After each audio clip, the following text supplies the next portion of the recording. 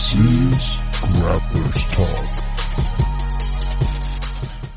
What is up, fans of Grapplers Talk? This is Dave coming at you with another episode each and every week, bringing you the best grappling content out there. And I'm very thrilled. First of all, before I get into our guest this week, I just want to say thank you to all of the fans for the downloads and all of the support we get for Grapplers Talk. And, without you fans out there keeping us going, it wouldn't be possible to do what we do.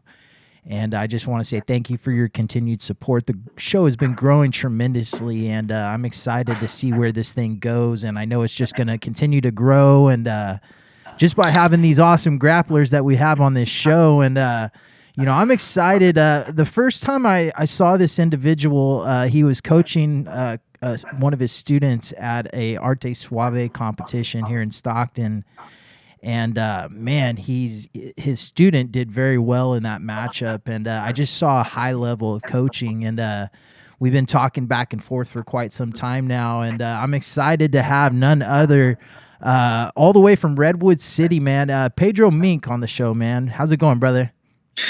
Excellent, man. Thanks so much for having me. I'm excited too. It's too long time waiting. Yeah. And I'm really, really excited to share a little bit of my story and, everything. And thanks so much for this amazing job you do. It's like really great, the people you connect, and podcast is like really, really, really amazing. Love to be here. Thank you, man. I appreciate the support from you. And, it means a lot having a high-level black belt like yourself on the show. And, if you've seen his Instagram recently, you've seen nothing but wins and golds in all his competitions. And, it's awesome to have you on the show so we could ask you some awesome questions and get to pick your brain a little bit on what you're doing differently and what separates you from the rest of the competition out there. But first, I want to get started into your story, how you got introduced into the world of jiu-jitsu or even the world of grappling. And, you do come all the way from Brazil, so I just want to talk about that a little bit, your history, and how you got introduced into the sport. Yeah, of course. So I'm from Rio de Janeiro, Brazil, the Mecca of Brazilian Jiu-jitsu, Ipanema, like beside Copacabana, where like Carson Grace have that famous little gym that created all these like monsters, these black belts from Carson Grace, that developed jiu-jitsu, especially like competition-wise, this thing. So I started like from Rio de Janeiro. I started usually in judo when I was 10 years old. So my father, he's a black belt in judo, and I started to train judo. I went until my brown belt in 7 years, something like this. And I have a lot of friends like starting jiu-jitsu. And when I trained first time jiu-jitsu, I really loved because, judo, my old sensei was like that crazy discipline thing. And, I started to be like 16, 17, a young man. And I like judo, but I didn't want to be hit by a shiai, a bamboo, know. And I see the jiu-jitsu, all this brotherhood, train hard, but in the same time we can have some fun. And, between rounds you do a joke. So I fell in love with jiu-jitsu. And this was I was like maybe 16 years old, something like this. And it was more a hobby because I was really into soccer this time. But I think I got really serious in jiu-jitsu about 2007, 2008.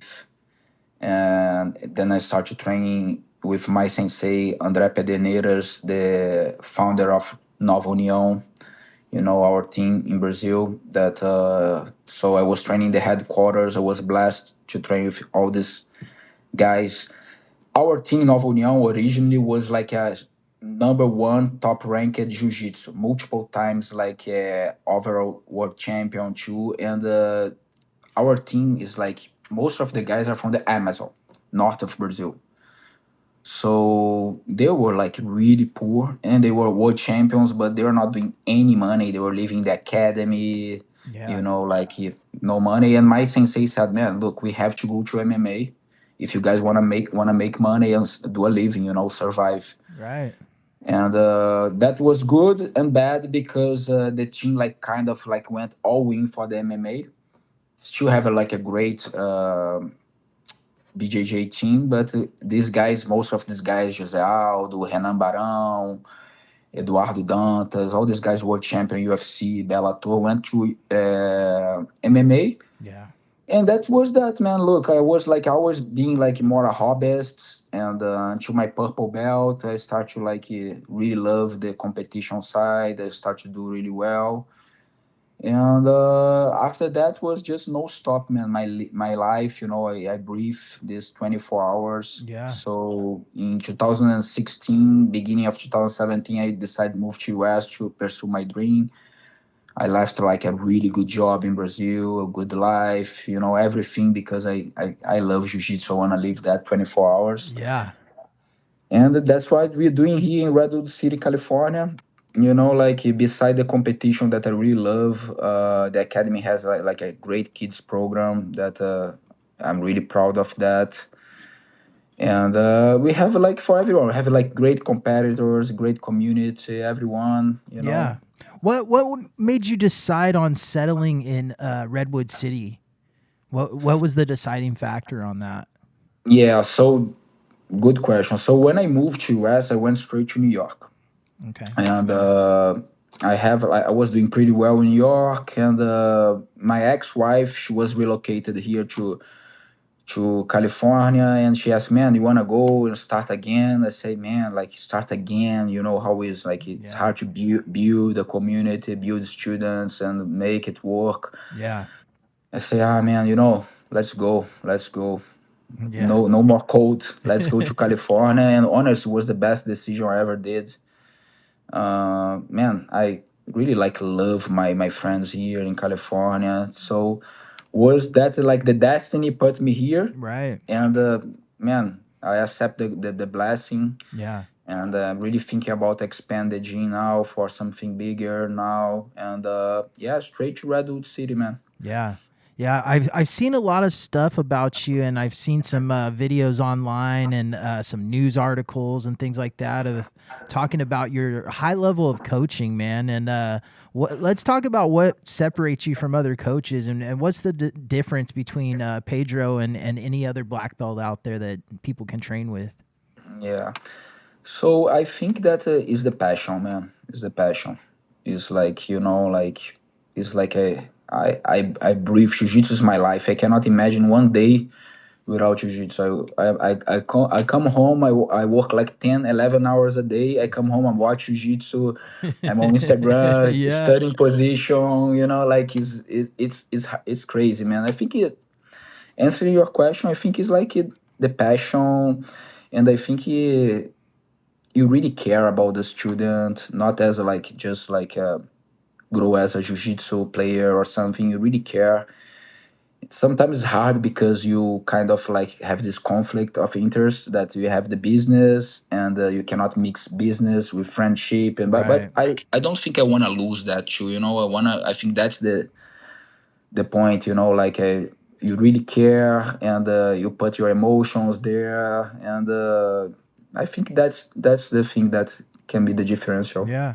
Yeah, it's important to care about your students, and a lot of times you don't know what people are going through, and they may use jujitsu as a source to help them with mental health, or they may be going through a hard time in their life for whatever reason, through a relationship or something like that, and jujitsu's their way to get away from it, and their brotherhood that they have, and they need a coach that actually cares about them and is there for him. So that's super important. I want to ask now, somebody like you, Pedro, that's like addicted to jujitsu, right? You love it so much. You can't imagine a day without it. How did you survive during COVID? When, a lot of times they were trying to shut it down and a lot of people went to their garages or private places, but how did you survive during those times and having training partners during those times? Man, that's such a good question. I love it. I love it.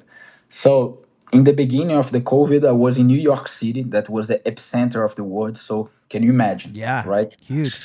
And then in the beginning of the pandemic, I moved to California. So in the beginning in New York, man, I was rolling in Central Park on the grass.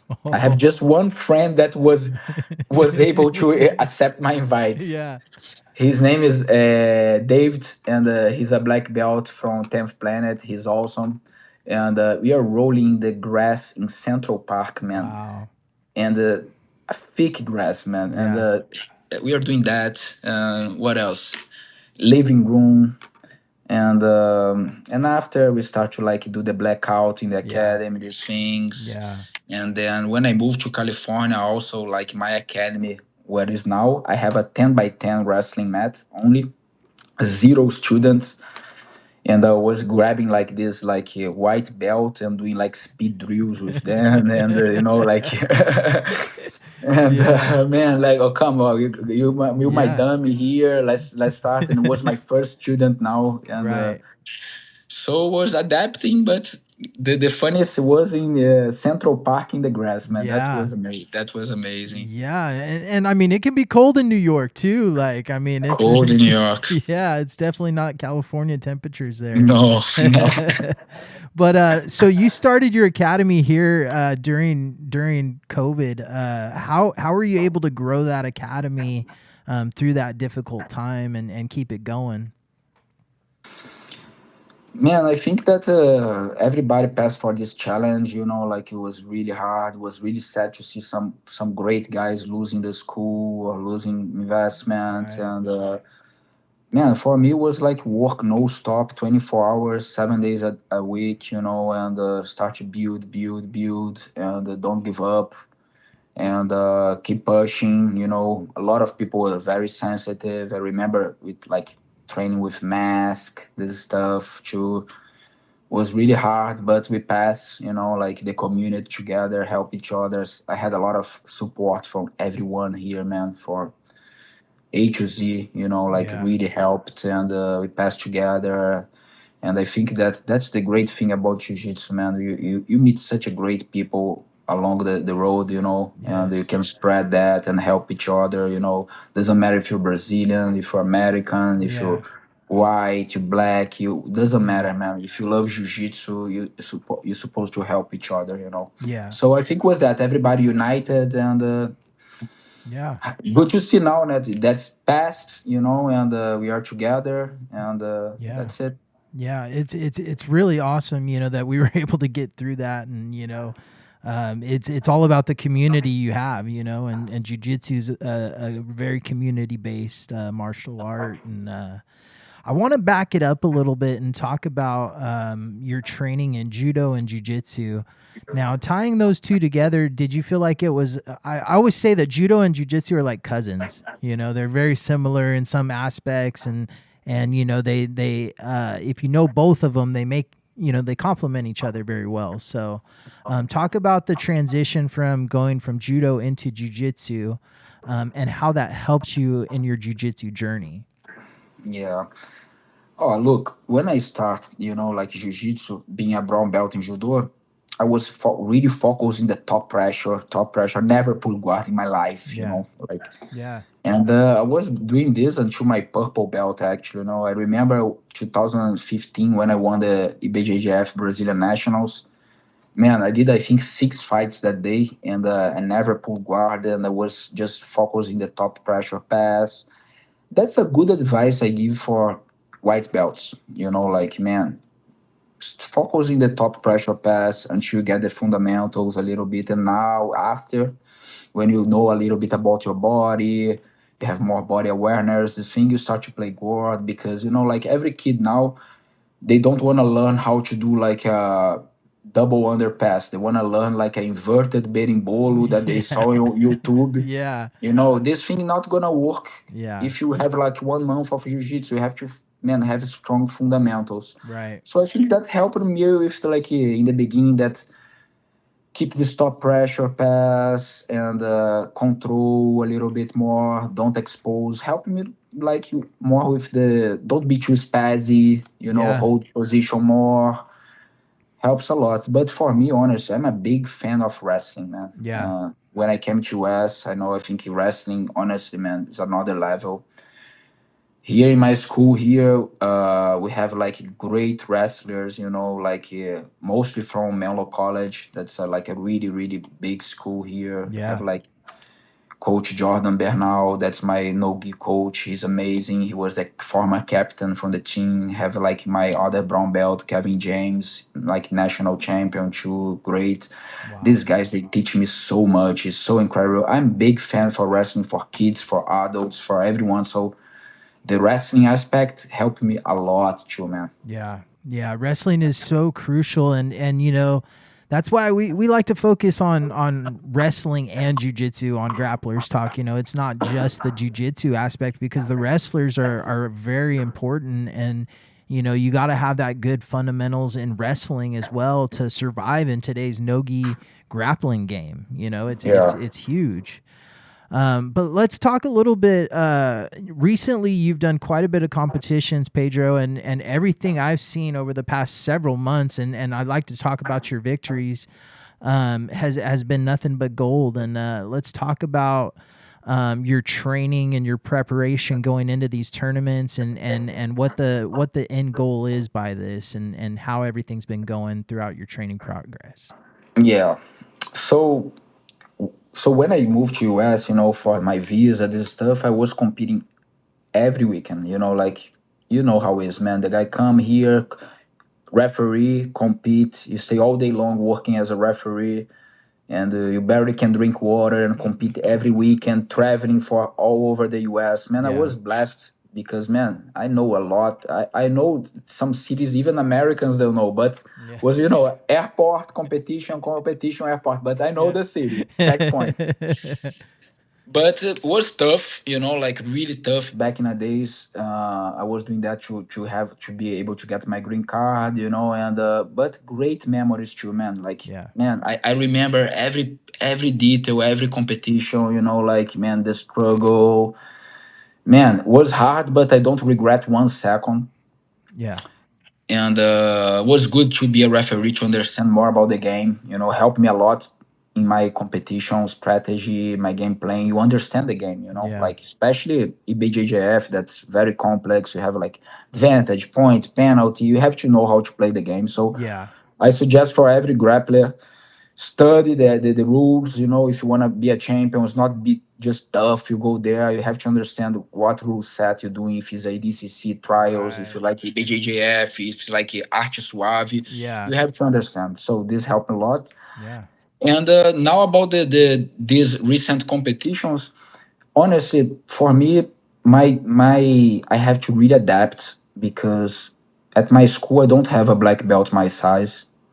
I have like these monsters way bigger than me, like or like it's really hard to adapt, like I Yeah. don't train with one black belt my size.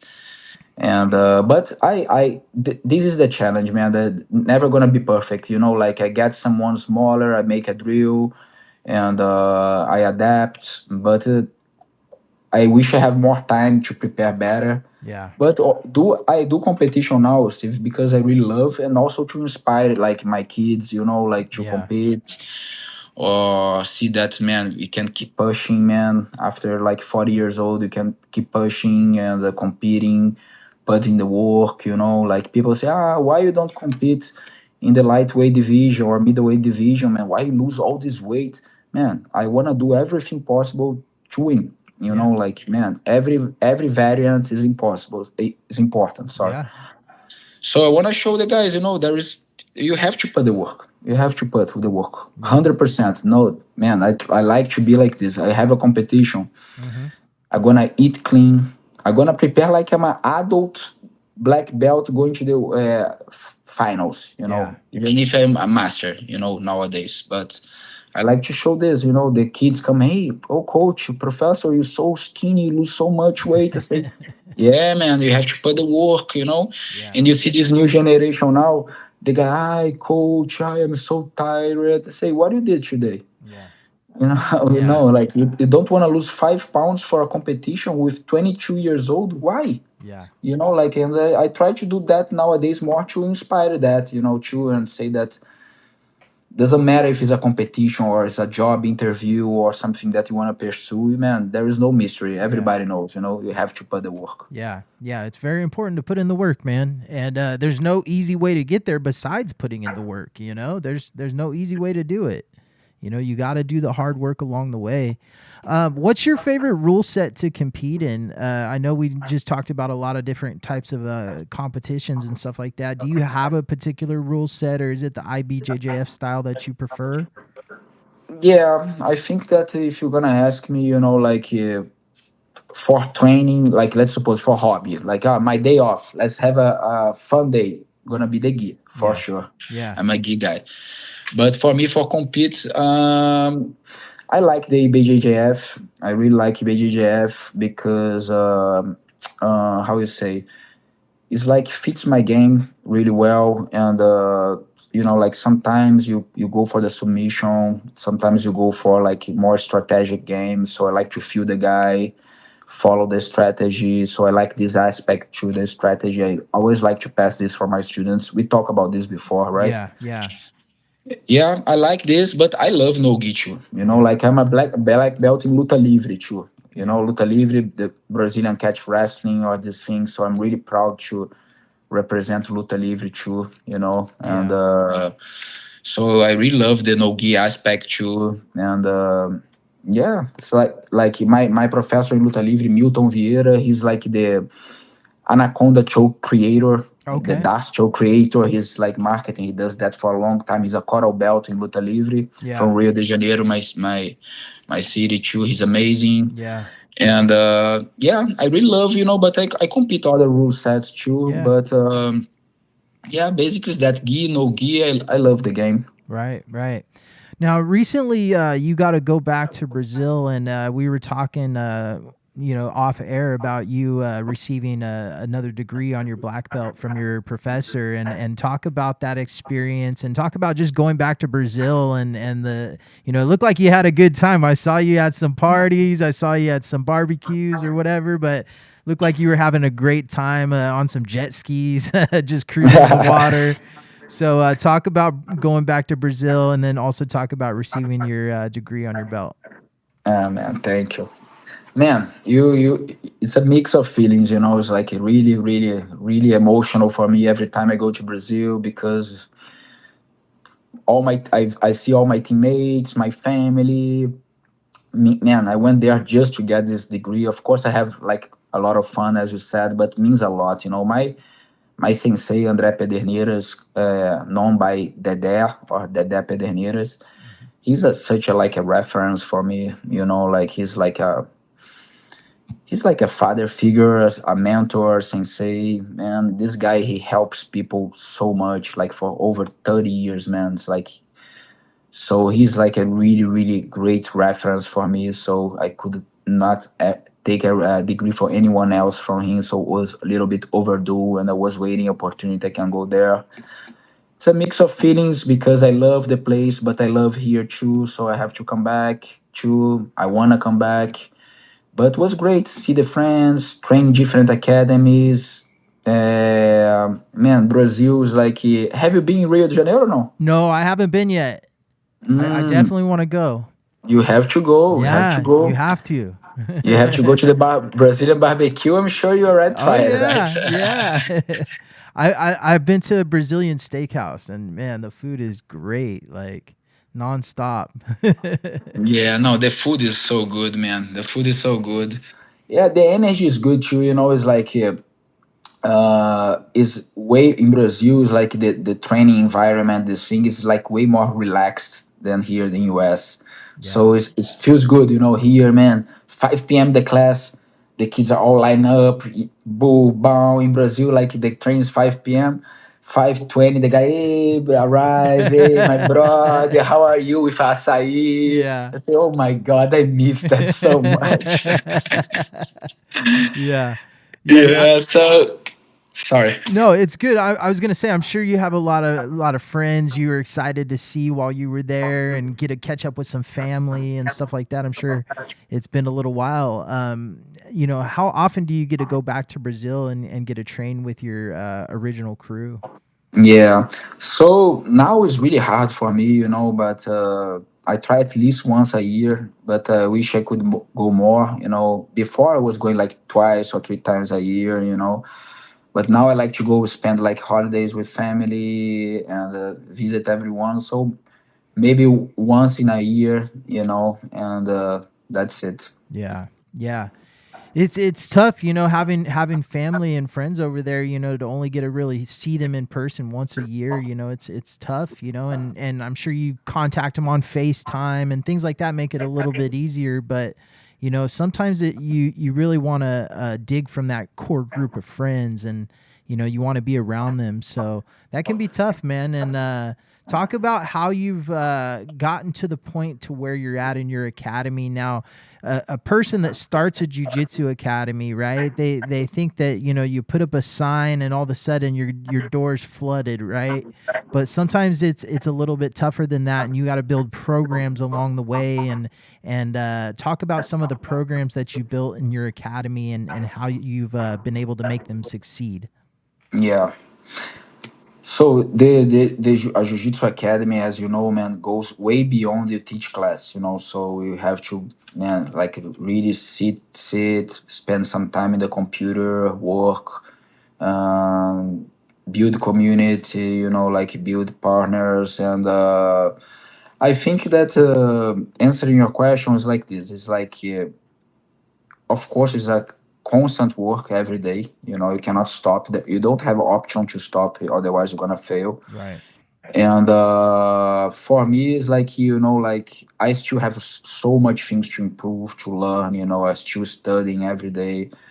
And but I think that the personal touch that I was talking with you is something that really helped me. Was not like a marketing boost or Instagram boost or Facebook boosts and Google. These things is like more like like you work with passion and you put people that are passionate work with you. Right. And now like my dream was always have a competition team really really strong when I started. But after I started to work with professional athletes, these things, I went to the academy in the path like more family, kids, and naturally the academy went in this path, and I love, I teach the kids every day. Yeah. Teach the kids every day. Two class. We have a class, the little samurais, 3 to 6 years old. They Yeah. have some two and a half years old. They come with like the Pampers Yeah. sometimes. And I love this class. My favorite. Give a lot of work, Yeah. but it's my favorite. And we have some other kids that's like 7 and 13 years old. That's the big samurais. And we have like a teen class that's just starting, really strong teens like 13, 14, 15 years old, that transition between adults. And I think it's really important to have a beginners class too, because can be very intimidating for a beginner, like start Right. jiu-jitsu, like, so this is something I learned. I don't have a class just for white belts. They can train together, but we have a beginners class. I think is really important too. Yeah. And divide the class and make it like safe, fun environment, in the same time high level training, Yeah. but I think it's all about the energy too, like you put, like, of course, I want to train with this guy, he's a champion of this. I Yeah. think this is important, but honestly this is not the most important thing at all. Right. Right. I think it's one, protecting each other, training hard, but in the same time protecting each other, supporting. Man, I see this my guys. Sometimes the guy's a blue belt. Man, he cares so much about a white belt. Yeah. Like he helped me with the teaching. See a brand new guy, a brand new female, and come here. No, you okay? Come here. Yeah. It's like great. I think it's all about the environment, the energy, and I Yeah. want to keep like this, man. Sometimes less is more. Some people, how it is. You own a jiu-jitsu academy. Yeah. Sometimes, people come, people leave, and man, energy, man. Sometimes like this person leaves, like I wish them the best, like Yeah. And if you wanna stay with me, I gonna love you forever. But if you wanna go, man, go Yeah. live your life the way you go, the way you live. I think is really important. Yeah. And I think now the academy naturally have this, like the good people connect, stay in the same vibe, they're together there. Yeah. And that's it. I think it's about the energy a lot, man. The Yeah. passion, energy, and brotherhood, sisterhood, these Yeah. things. Yeah, it's definitely huge. You know, you got to have the right vibes in the gym, and you know everyone's got to be on the same. You know, sometimes people can mess up those vibes, right? Like Totally. they can bring bad vibes in and bad attitudes, and the next thing you know, that starts being contagious. You know, and other Yeah. people start to catch those bad vibes, and then all of a sudden, you know, you got this weird division in your gym, and you can have some definite problems from that. So it's important to protect that culture and protect those vibes that you have going Hmm. forward. What's some of your future goals for not only your academy, but also for your competitive career? Hmm. Nice. So I'm working now, like expand the academy to, bring like the program for more people. And I have a like a after school program here, is the first one in the county here. And I kind of created like a anti-bully system that like for kids here. And usually we teach like these kids in the grass too. We don't have like just one or two schools. We have like wrestling mats or something like this. And some of these kids, haven't never have contact with any martial arts. Right. And it's really great. I really want to expand this part of the business too, and the kids too. You see the transformation so fast with the kids. Yeah. Can be there after school in the jiu-jitsu academy. Some kids, like, like, man, they can be like start to be like that little bullies, but it's that normal. It's being a kid sometimes, like. Yeah. And you are here to educate these kids. Sometimes like, this kid is a bully. No, he's being a kid, Yeah. and he needs like a coach that cares about him to say, man, look, this is not nice, this is okay to do, this is a be a kid, Yeah. this is be a bully. Yeah. So in the after school we see this a lot, and in the jiu-jitsu academy too, a lot of parents, they leave the kids there to start jiu-jitsu or martial arts because this kid maybe is aggressive, or this kid is like maybe special. Mm-hmm. And this is my passion, like change the lives and see how maybe 2 months this kid is already taking care of the other training partner, Right. the tapping, let it go this the same second. I say, man, this Yeah. is amazing, this is amazing. So I want to keep building the kids program. Yeah. That's like our mission, like keep the legacy, spread this. Yeah. And about the competition, man, so I won 8 times the American national champion for IBJJF in the Masters division. And my goal is like win 10 times, and Wow. I don't know if I'm gonna retire or no, but You could definitely after do 10 10, though. yeah, if I win gear no gear, maybe I can get 10 times and maybe can relax a little bit, but Yeah. I don't think I'm gonna relax. Yeah, man. There's I always something to strive for though, right? Yeah, yeah. But my goal now is like just like make my students like achieve their goals. Can be like competition wise or like life. Like really, this guy's pushing so much every day. Yeah. So great to see this guy start from zero with me and now so technical, winning Yeah. competitions. Man, it's so incredible. It's very So I rewarding, want to. right?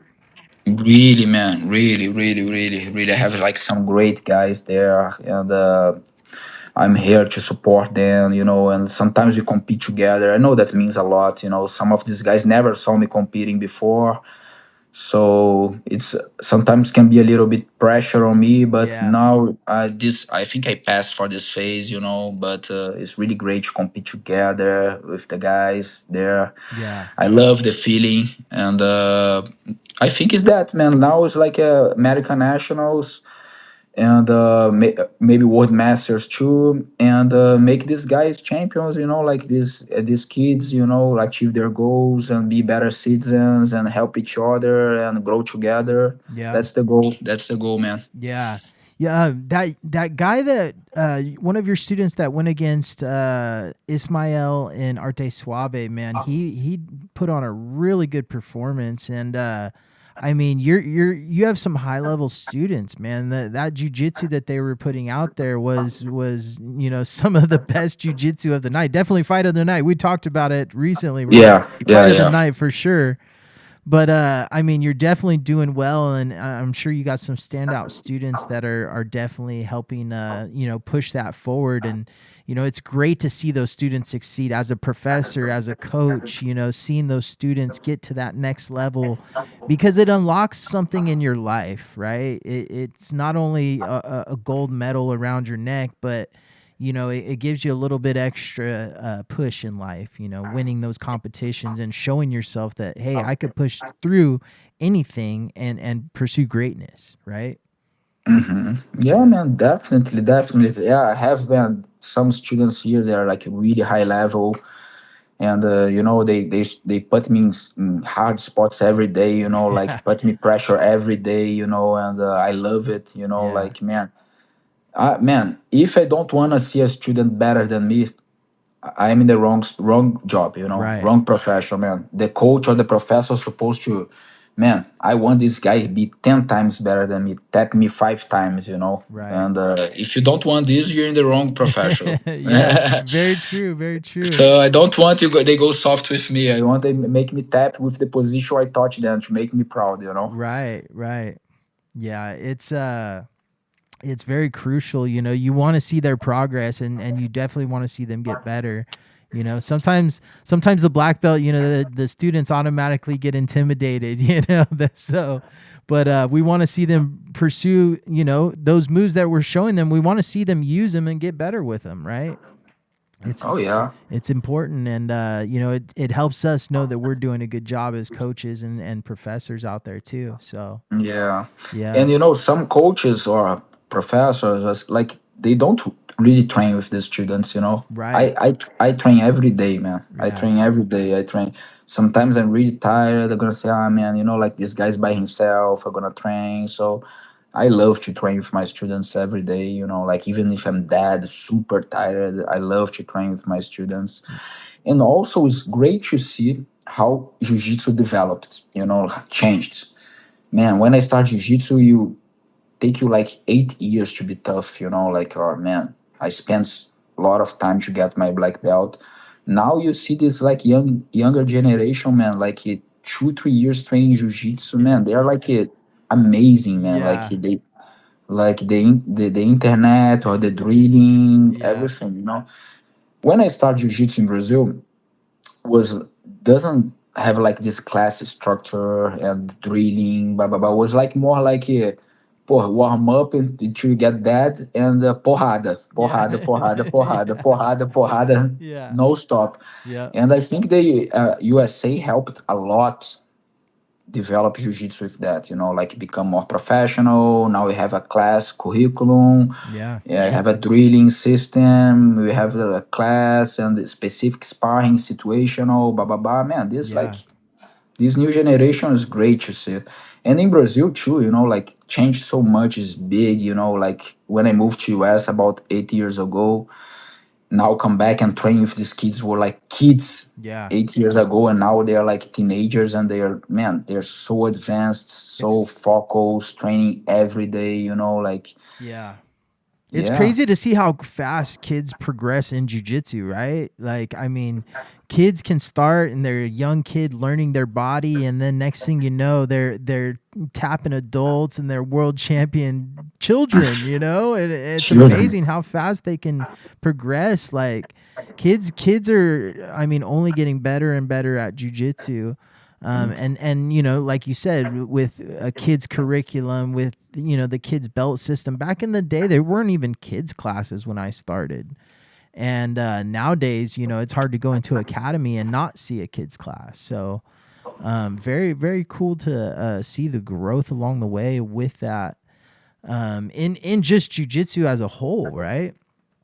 And Incredible. Yeah. We've seen jujitsu grow quite a bit over the past few years, and like you were saying, when you first started, like it wasn't the same, and nowadays it's a way, like it's growing in popularity and in views. Nowadays YouTube's got tons of videos, Instagram's got tons of videos, TikTok probably has tons of videos out there on jujitsu, and it's all over the place, right? People are starting to get wins. Celebrities are training jujitsu, and Mark Zuckerberg, and people start to hear those things. Hey, Mark Zuckerberg trains jujitsu. I might need to get into that, right?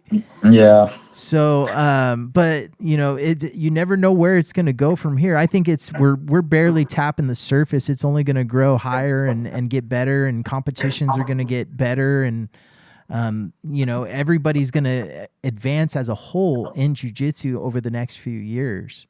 Yeah, I hope so. We need more like individuals like us, like that treat jiu-jitsu like as a passion, but in a professional way too. Yeah. That's the only way to make the sport grow. Yeah. I'm not the kind of guy, paranoid with discipline, some stuff, yes, sir, but some Yeah. stuff I'm old school, like I really like the fun, but the discipline aspect too, like embrace that part, because that's the only way to make jiu-jitsu professional, man. Yeah. Like we grow together, we make more money, like we have more academies. You see how taekwondo is or karate Right. is. If Yeah. you compare with jiu-jitsu in US, taekwondo, this stuff, it's like, man, it's huge. I think we have such a huge potential to be 10 times better, 10 times bigger, man. Right. It's proved to be better for kids, for adults, for everyone, that. Yeah. Yeah. Definitely has. I think that the growth can continue. There's no reason it can't continue to go. And as long as we have passionate instructors, as long as we have good people out there teaching good curriculum, what happened with some of those other martial arts is sometimes they got watered down, right? People started opening up some McDojos and things like that. So we got to make sure that everyone's staying true to a certain standard and a certain level of teaching, and making sure that the next generation is getting better at jujitsu. Yeah, So, I think so too, man. I think yeah, so too. But we have such a great people here working on that. right. California is like the mecca of jiu-jitsu too. Man, I was in Costa Mesa this weekend competing, and saw these AOJ kids competing. Man, it's like Yeah. incredible, man. High Studying level. studying the opponents. Great belt, man. Maybe Yeah. 7 years old, studying the opponents with iPads, and it's Yeah. like High crazy. level. High level, man. Doing like beating bolo, taking the back is so incredible, man. Yeah. You have way more to grow. Way more to grow. Right. What's your recovery like? Somebody that trains 7 days a week, you got to make sure you're taking time to, do something for recovery for your body, or else injuries can pop up. What do you do mainly, or what are some of the things you focus on in the recovery aspect? Yeah. Oh, look. Gonna be honest with you. Like I talk about this every day, but I don't do a lot for me. Gonna be really honest, but I should be doing way more. But in my case, I like to do like I get Sunday. I get like I go to the mountains. I do meditation. I have my spot there that I do a little jogging. I meditate. I do massage like maybe once in a while too. And for me, like I really need sometimes a reset, like for my mind. So I think go to the woods.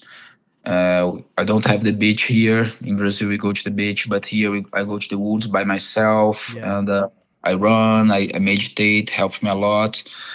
And for me, honestly, what helps a lot, and the competition helps with this goal as well, is like keep like a really clean diet. Like, man, my body is way better when I'm drinking water, eating clean. I don't feel really pain, a lot. But I think you have to train more wisely too. Yeah. Like You want to train with the heavy weight every day? No, Yeah. or you train really hard one day, next day you drill more. And you as a coach too, you have to feel your students. Man, you do the competition class last week, last day, and it was like insane, like 10 Yeah. rounds plus situational sparring, blah blah blah. Next day you're gonna drill a little bit more. Yeah. Oh, and I think this is like you feel Yeah. your body too. And I think it's more like this. But I suggest everyone treat the body, like anyone has like a specific or different body types and knows what's work for better. But I think the mind controls a lot of Yeah. this stuff too. So I really like to be sharp in my mind, like focus and be surrounded of good people, like I think the energy that you put together, the time you spend with like quality, with great friends that inspire you to be a better person. Yeah. They really care about you, and they cheer with your success, your achievements, and Yeah. be surrounded of good people. This helps a lot with everything. Yeah. The mind's important, man. The mind controls so much, even in the body, and having a clear mind, having a conscious mind, making sure that you're there mentally, and you got a good group of people around you, like you said.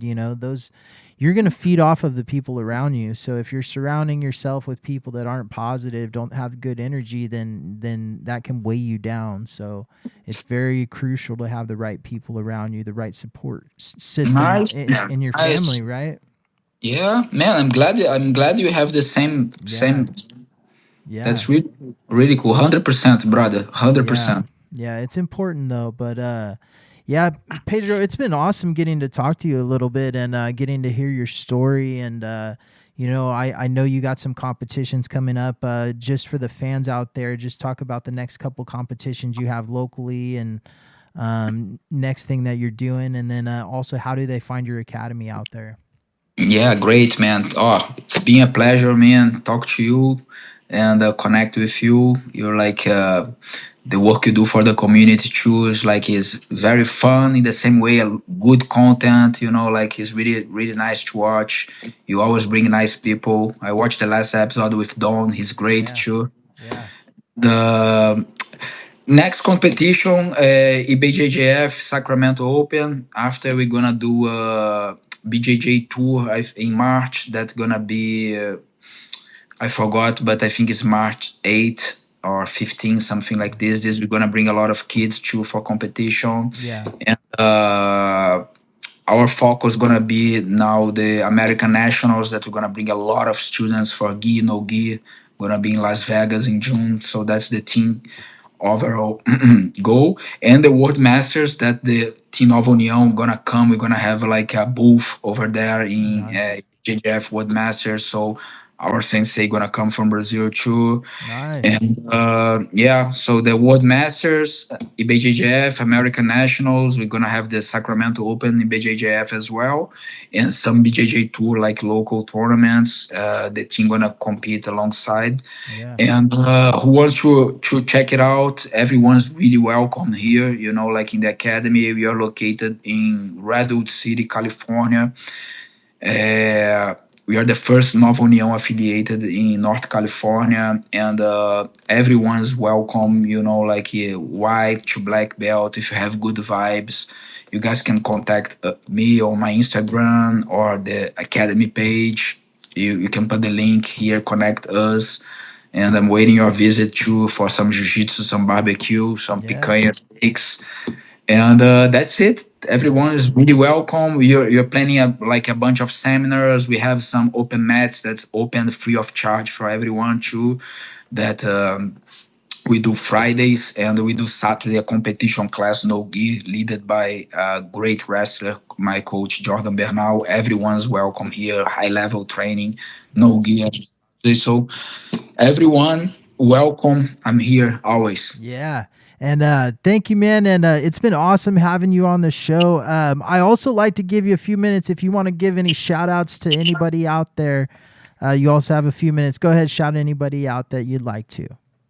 Let's do it. Man, look, I'm really, really grateful for everyone, every coach passing my life, everyone that support me in the beginning, my family, God, my sponsor too, my sponsor like from Vulcan, more than 10 years, like sponsor me here too.